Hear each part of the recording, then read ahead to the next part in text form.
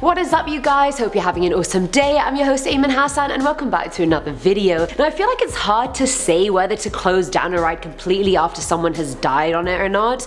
See, on one hand, if it killed one person it could kill more, but on the other side you can just add more mechanisms in place to make it safer. I don't really know which side I fall on, to be honest, but either way, your favorite roller coaster junkie is back with top 10 creepy rides that are still in operation part 3. Starting us off with number 10 is the Roger Rabbit cartoon spin. So back in September of 2000, Brandon Zucker was 4 years old when he fell from the Roger Rabbit cartoon spin ride at Disneyland. Brandon was dragged under the car, causing severe internal injuries, brain damage, and cardiac arrest. In a horrific turn of events, he was stuck under the car for minutes, where his diaphragm was ruptured, his liver and spleen was torn, his left lung had collapsed, and he fractured his pelvis. The weirdest part was that the ride operator called his own supervisor before calling 911. Sus, very sus. As you can imagine, he was in the ICU and was in a drug-induced coma for weeks, and after the incident, Disney ensured his medical care would be covered for the rest of his life, but he sadly ended up dying in 2009.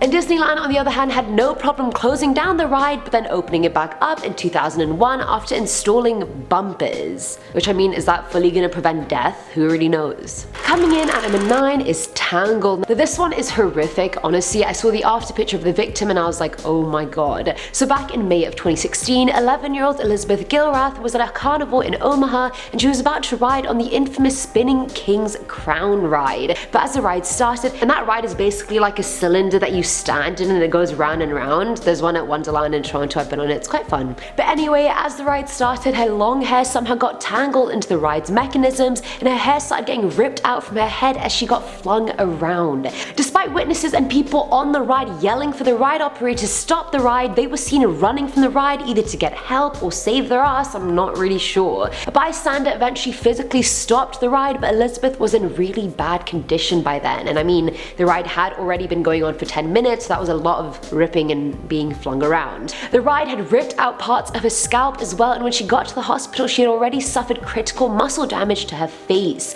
She couldn't speak, communicate, or even open her eyes. But no one even knows how her hair got stuck in the mechanism and the ride is still open. But if you're gonna ride it, maybe tie up your hair.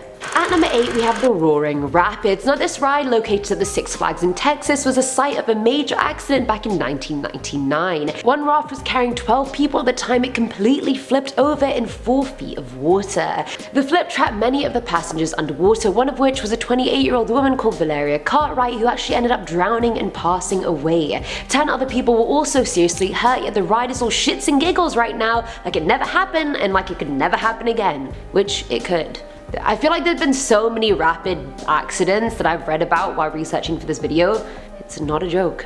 It is a fun ride though, I have to admit. I try to go on it every time. Filling our number 7 slot is the Rolo Coaster. So back in August of 2016 at the Idlewild and Soak Zone amusement park, 3-year-old Declan McLean was super excited to ride the Rolo Coaster. When the ride rounded its highest point, Declan was ejected from the coaster, falling 10 feet and landing near a fence. He sustained a head injury and spent 2 months in the hospital, but there have been many possible factors discussed as to how this even happened. Firstly, Declan switched seats and went to sit next to his brother when he should have been sitting next to an adult. The ride was also 79 years old and had no secondary restraints. The roller coaster was closed down for 2 years before reopening once again. So I mean, ride at your own risk.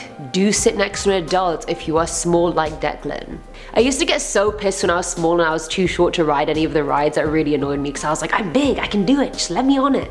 Now at number 6 is the Ferris wheel, which I thought was arguably one of the least dangerous rides you could go on, but clearly I was wrong. Back in June of 2011, 11-year-old Abaya Jones was riding the Ferris wheel at Marina's Landing Pier located in Wildwood, New Jersey. In some freak accident, Jones fell off her carriage and to her death, and the cause of that is still unknown 9 years later. It was the only fatality or even accident ever recorded on the ride, and none have happened since either, since it's still in operation. How do you fall off a Ferris wheel?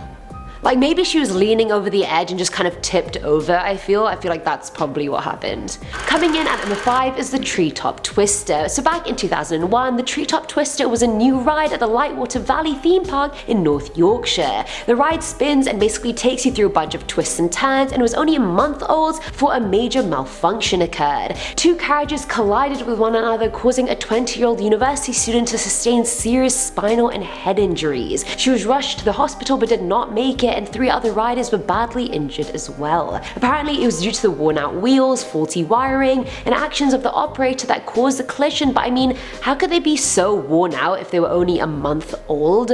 Now despite that accident, the ride is still open till this day. Will I be riding it? No. Do I recommend you guys riding it? No.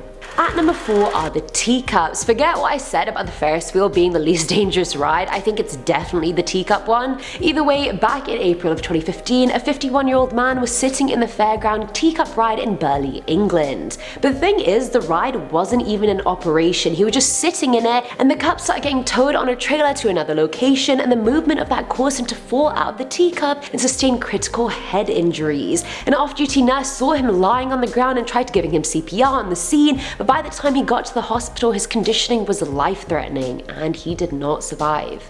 Why was he in the teacup if it was not even in operation at the time? Maybe he was just relaxing, just thought he'd sit in the teacup. Filling a number 3 slot is the Tower of Terror. Now I've actually never tried the Tower of Terror. Even when I went to Disneyland as a kid, I just don't remember it. If you haven't been on it, it's essentially like a drop zone sort of ride, but you don't just go down, you go up as well. And this ride is really just not for us mere humans, honestly. After reading everything I have about this ride, it's just not for us. Not built for us. In 2005, a 16-year-old British tourist had a stroke and then a heart attack after riding the Florida version. In 2010, a 20-year-old man fell 25 feet at the California version but somehow survived, and finally, a year later in 2011, a 12-year-old Argentinian boy became paralyzed from the neck down after riding the Paris version. The California one has been closed down since, but the rest haven't, so I mean, go at your own risk.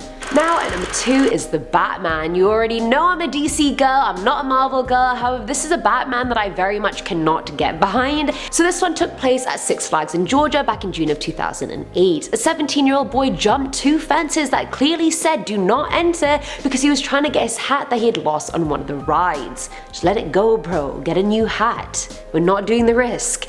As he got it and stood up, the Batman ride came at him full throttle, and the bottom part of it straight up decapitated this boy. And I mean, the ride is still in operation since it was a human error, not a mechanical one, but I mean, they do have those signs up for a reason. You guys do not venture into the just greenery area because you will get decapitated. Finally, at number 1 is the Cyclone. The Coney Island Cyclone at Luna Park in New York City has been problematic for years and years now, yet it's still in operation and doing better than ever. Firstly, the ride travels at 60 miles per hour, and since its opening in 1927, 3 people have died after riding it. In 1985, a 29-year-old man stood up on the ride and was killed when his head was hit with a crossbeam. Why are people standing up on rides? I don't get that. Like, don't they specifically tell you to just sit down and not stand up or move in your seats? Either way, a year later, another man was also killed after he fell off the roller coaster, and once a maintenance worker at the park was sitting at the back of the ride just chilling, and he was seen standing up right before the ride's first descent, and so he fell 30 feet, landed on a crossbeam, and died instantly. Who is standing up on rides? I don't get it. Either way, that's all for today's video, guys. I hope you enjoyed. Never stand up on a ride. That should be like common sense 101. We're not doing that. Let me know what you guys thought of this list in the comments below, and if you want a part 4, let me know. As always, I've been your host, Ayman Hassan, and I'll catch you in the next one. Bye.